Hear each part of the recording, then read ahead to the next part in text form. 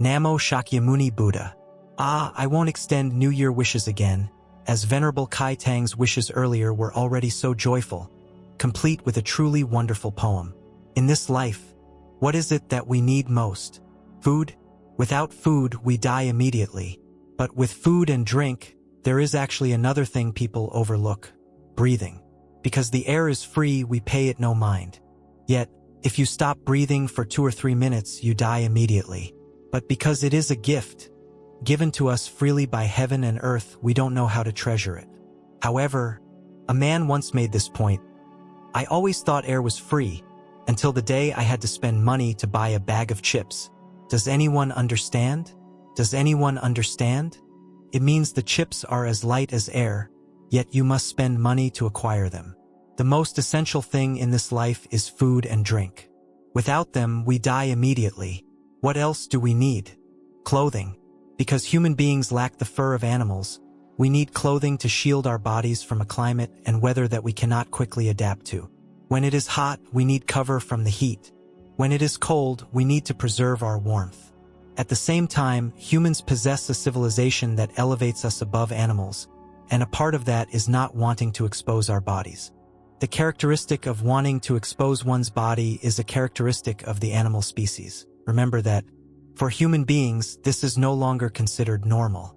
Our clothing is a form of language, a way to express our soul and character to the world. Therefore, clothing is also a need, one that begins to reach a higher class. And so, simply by looking at the clothes a person wears, we can discern a number of things about them, especially their temperament, their inner nature, and even gain insight into the destiny of their life. All people with mental illness, all across the world, share one common behavior. They strip completely naked. It just occurred to me that every case of mental illness I have ever witnessed or heard about shares this one trait. They just strip naked. And if they don't, what then? Then they might wear many gaudy outfits, dancing and singing in the streets. But this tendency to strip naked is very strange. This tendency in mental illness lies deep within the human subconscious, and when a person loses their sense of self, they feel the urge to shed their clothes, returning to a state like the animals. That is the reason it is said that for a person with mental illness, their status has already dropped from that of a human being down to an animal. Although they still possess a human form, their status has already slipped down to that of an animal. It is a truly pitiful state. So, our clothing reveals our humanity. That is why when we see someone who likes to wear shabby attire, or who comes to the pagoda in clothes that are not dignified, it reveals their inner nature. It is for this reason that Phat Quang Pagoda has a company that sells proper attire. What I am saying is not an advertisement, you understand. It came up coincidentally. I am not here to sell clothes. Rather, it is to provide us, as Buddhist followers visiting the pagoda, with more choices in our dress so we may express our respect for those around us. When we dress sloppily, it is as if we are scolding everyone around us. Do not think this is impressive. Remember that when we dress sloppily, we are offending everyone around us. As human beings, our attire is our greeting to the world. Therefore, we must be mindful of how we dress. That is the second need. The third, what do we need in this life? We need a proper place to live, a roof over our heads. Without one, people must live in caves, or if not caves, they must build a hut, a thatched shelter to live in. This is because human needs are higher than those of animals. An animal knows how to dig a burrow or find a cave for shelter, while humans construct their own homes. And human homes become progressively more civilized, modern, advanced, and artistic all across the world. That is a need. However, there is a truth to consider. The house we live in corresponds to our merit. The amount of merit we have determines the kind of house we can inhabit. If our merit is small but we live in a home that is too beautiful, a day will come when the house must be sold, or it will be robbed, taken, or confiscated. Remember, that is the principle. That is why in Western countries so many people are homeless. Homeless means to be without a home. The bank seizes their house, and they must live on the streets. This happens when they have a job and a monthly salary to make payments on a 30-year mortgage. But halfway through, perhaps after only 10 or 15 years, they lose their job. The bank then forecloses, takes the house, and evicts them. And the money they have already paid is lost. Their laws are incredibly strict. So, they gather a few belongings and wander, living under bridges, in one place or another, begging for food to survive day by day. That world is harsh. That is all. But we will come to see that in such a person's life of cultivation, if that is all they do, they also bring no benefit to sentient beings. The vital element is still love. Do they have love for sentient beings? Do they extend their compassionate heart? Because if they do not extend their compassionate heart, the life of that hermit is also a failure. Love is a formidable thing. We see couples who marry, and if they cannot have a child, they suffer immensely. They fell in love and had to marry at all costs. But after marrying, they find they cannot conceive due to some medical issue. Oh, they run everywhere, searching for doctors and treatments, trying everything possible to have a child. Why? Because they need someone to love. And that child, as it grows, will love them back. When it begins to develop consciousness, it will love them. So, the need to have someone to love, that need is truly terrible. For example, when you hold a baby, it knows nothing. It doesn't love you yet. But because it is your child, the very act of loving it is already happiness. There is happiness in loving another, and a returning happiness when that person loves you back. This need is immense in our lives, and that love exists on many levels. It can be dense or very thin, deeply passionate and fervent or merely superficial. But the more love we have, the happier we feel. It is like a meal. If the food is delicious, we are happy. If our clothes are beautiful, we are happy. If our home is luxurious, we are happy. Love is the same. If we receive a love that is deep, profound, fervent, and absolutely faithful, we are supremely happy. If only we could have such a thing. Yet, having just used the words absolute love, I know it is rare for anyone to truly comprehend this. The love we receive in this life, if it is deep and profound, makes us feel happy because it fulfills a need. Therefore, among all the things we offer one another in this life, every religion, every sage, asks one thing of us, that we give our love to everyone. All religions say this, using it as a moral banner to attract followers. Any religion that cannot speak of altruism, compassion, and love will have no followers. Why is that? Because after the needs for food, clothing, and shelter, comes this fourth need, the need for love, and it is immense. Everyone needs it. If a religion cannot speak on this love, that religion lacks morality. It cannot entice followers, cannot attract followers. However, when we speak of love in religions, there are two kinds. One kind is spoken from truth, and the other is spoken to entice. One is merely for show. It is not real. So we must be careful when we hear religions speak of love. And sometimes they will insist, no, what I say is true, what I do is real. Because I perform charity, because I love sentient beings, I gather money to donate here and give alms there. This too is just an act.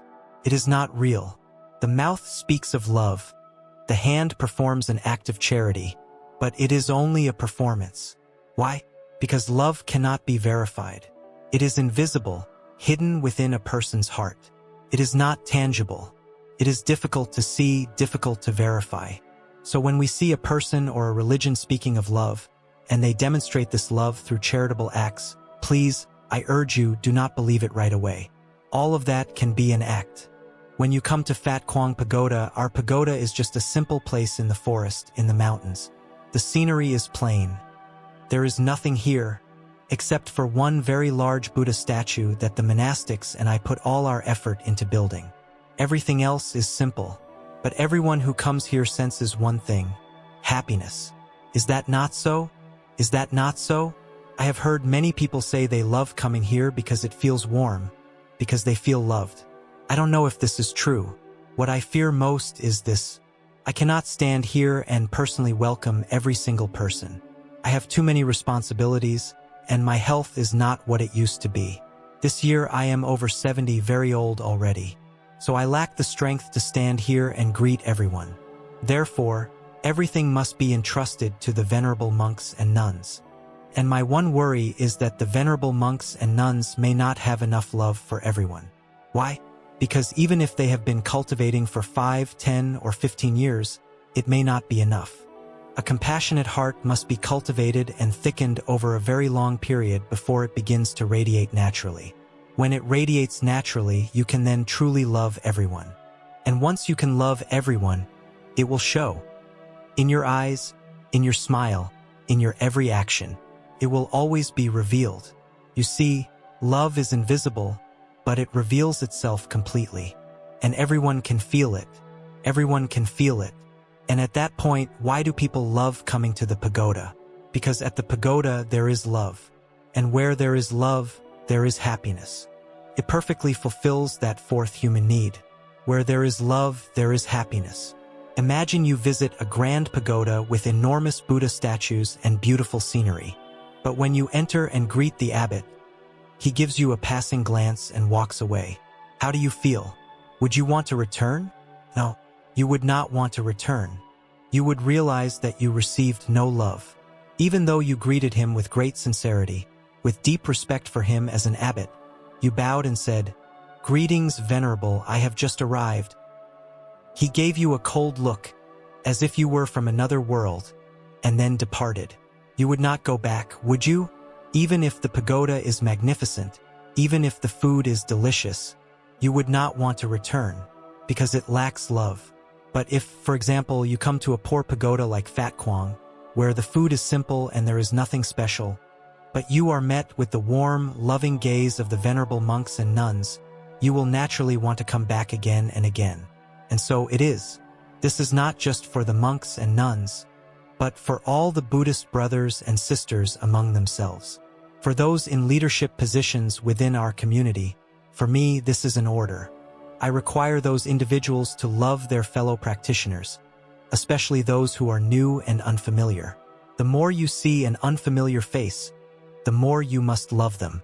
For example, when familiar brothers and sisters in the community see one another, there is already a natural closeness and affection from years of friendship, right? But for those whose faces are new to you, what must you do? You must love them even more. That is the compassionate morality of Buddhism. And that is the invisible yet profoundly noble offering.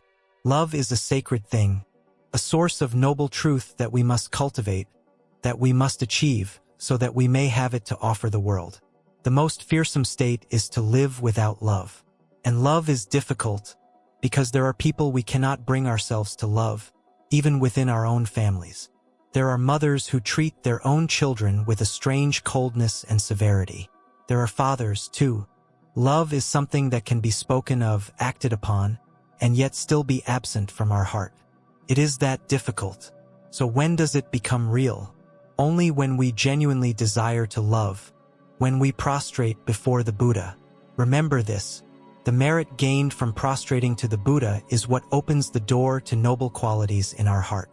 We prostrate and we pray. I bow to the Buddha. I recognize that my heart is not yet able to love everyone. Please, Buddha, light in my heart the flame of love for all people. If you keep prostrating and praying for 5 years, for 10 years, then the flame of compassion in your heart will begin to ignite slowly, slowly, slowly. At that point, you will live and love. And then, anyone who comes near you will feel happy.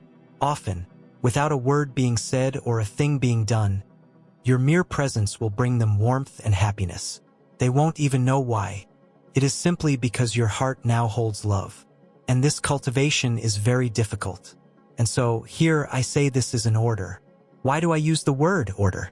If you were not my disciples, I would only make an appeal. The Buddha taught us to love. Dear Buddhists, please try your best to cultivate love. I would say it pleadingly, earnestly, because not everyone is my disciple. How could I dare to shout and scold? They would get angry and leave the pagoda. But for those who are my disciples, I have the right to do what? I have the right to raise my voice. Vow in your heart every day to love others. Pray to the Buddha to be granted a heart that can love everyone. And I tell you, you must pray for 10 years to receive it. Praying once in a while will not work. You must pray earnestly every single day. May I be granted a heart that loves everyone. Do this for 10 years and you will begin to have it. Love is a need of life. We need someone to love, and we need someone to love us. That concept is fundamental. It is on a basic level. We must elevate it to the sublime doctrine of the Buddha. We love all people, we love without limit. The distance between these two is immense, but they are similar in one respect. If we love, we must be concerned, we must be preoccupied. Is that not right? There is no such thing as loving someone and just saying, "Oh, I love you. I care for you so much," and leaving it at that. Words alone are not real, because even without love, we can still act as if we love. Remember this. When love is real, there is no more acting. The external expressions are inevitable. And this is real, not a performance. In contrast, without love, we can still act. We can act just like they do in the movies. It can all be faked. We can still speak sweetly and kindly, give alms and offer help, all while our heart feels no love. Imperturbable, serene, and in meditative concentration, free from preoccupation. So, within Buddhism, there exist two completely contradictory doctrines. One is that you must love, and to love, you must be preoccupied. Your mind must be disturbed. The other is a doctrine of meditative concentration, serenity, ease, imperturbability, and tranquility. So, if Buddhism has two opposing doctrines, what are we to do? Why would Buddhism contain such a contradiction? It is simply because to love is to suffer. Many songwriters have captured this truth. You suffer. You become preoccupied with comparisons, competition, possession, all of it. This is especially true of worldly love. We love someone and are loved by them, and we want to protect that love. We fear losing it. We fear they will share their love with another. We fear a change of heart. We fear betrayal. And this begins a whole other kind of mental disturbance. And why is it that when people are in love, they fear losing each other? I wouldn't love again. I would just become a monastic. Many have said this because stepping into the world of worldly love brings too much suffering, too much preoccupation, too much exhaustion. Now, when we love according to the compassionate heart taught by the Buddha, we must also be preoccupied. But this preoccupation does not cause us to suffer. It is strange like that.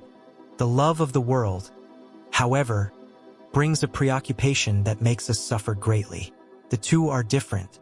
With the compassionate love taught by the Buddha, the more we love, the easier it becomes to enter meditative concentration, to achieve a tranquil, imperturbable mind.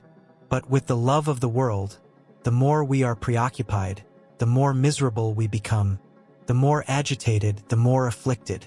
They are complete opposites. It is precisely to counteract this worldly love that the Buddha taught us to seek the path of meditative concentration, of ease, serenity, imperturbability, and tranquility, because this world is filled with suffering. Beyond the needs for food, clothing, and shelter, people crave love. But once they become entangled in love, their life begins to suffer. It is strange like that. Once you are entangled in love, suffering begins. Does anyone here wish to argue with that? Once you are entangled in love, suffering begins. And that is why the Buddha taught us tranquility, imperturbability, and ease to escape that suffering. And yet, when we wish to seek that tranquility and ease to lessen our suffering, we find we must love. But how? We must love in a different way. We must love in the compassionate way taught by the Buddha and cultivate meditative concentration. Only then can we escape the suffering love of the world. It is not a matter of simply deciding, I will let go, and then it is gone. Such a thing never happens.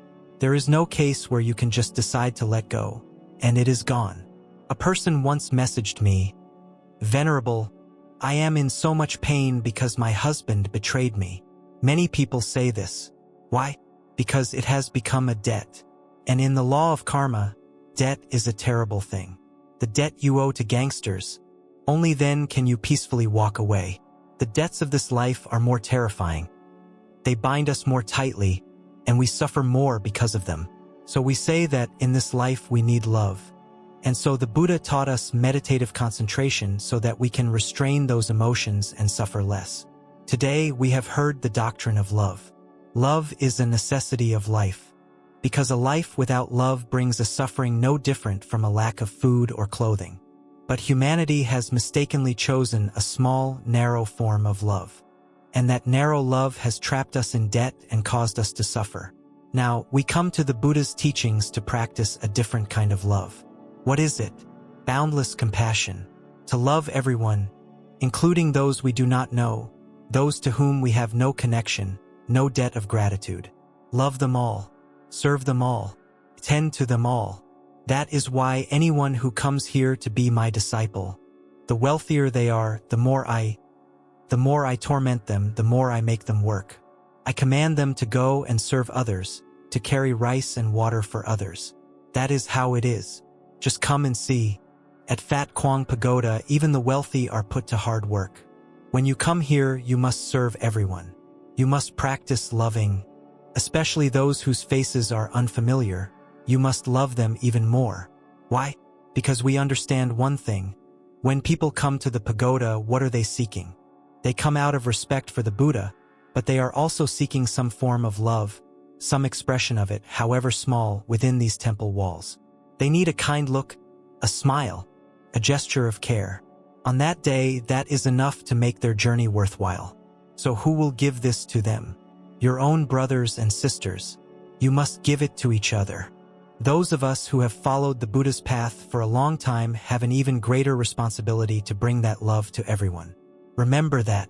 And it is precisely that vast, boundless, compassionate heart, combined with the practice of meditative concentration, that will help us to soar, help us to fly. And when our mind possesses these two things, one, boundless love, and two, stable meditative concentration, then when we die, we will be born into a realm that corresponds to the state of our mind. It is just like this. An insane person, if they die after their insanity has passed, that is one thing. But if they die while they are insane, they must descend into hell, because the realm of hell corresponds to that state of mind. A person who is harsh, miserly, and narrow-minded, upon death, must go to the realm of hungry ghosts. One who is ignorant and speaks nonsense, upon death, must be reborn as an animal. A person who is simply calm and normal upon death returns to the human realm as a normal person. But a person who, at the moment of death, do not allow love to become a source of mental disturbance. Love is preoccupation, but how can we, within that preoccupation, keep the mind from being disturbed? This is the difficult challenge. To love is to be preoccupied, and to be preoccupied is to have a disturbed mind. So now that we know how to cultivate, we love, and so it is true we are preoccupied. But we do not let the mind become disturbed. We do not let it pass through the complex and painful states of emotion. This is skillfulness. It is like what? It is like a person entering a forest, a dense jungle, who skillfully weaves and ducks through the undergrowth to gather only the medicinal herbs, without touching the thorns, the poisonous mushrooms, or the toxic plants. It is the same for us. We vow to love the world, so we must be preoccupied, we must be concerned, and we must fulfill our responsibilities. But within those concerns and responsibilities, we navigate with skill, never allowing the mind to be disturbed, never allowing unsettling emotional states to arise. Okay, am I clear? The Buddha taught, going through the midst of life, may the heart open like the vast ocean, loving all without shore or boundary, helping and giving without many words. But the Buddha also taught, serene and silent, the mind becomes one, a tranquil realm of meditation to call home. Through selflessness and compassion, we find our ease, and in that freedom, we become boundless. Namo Shakyamuni Buddha.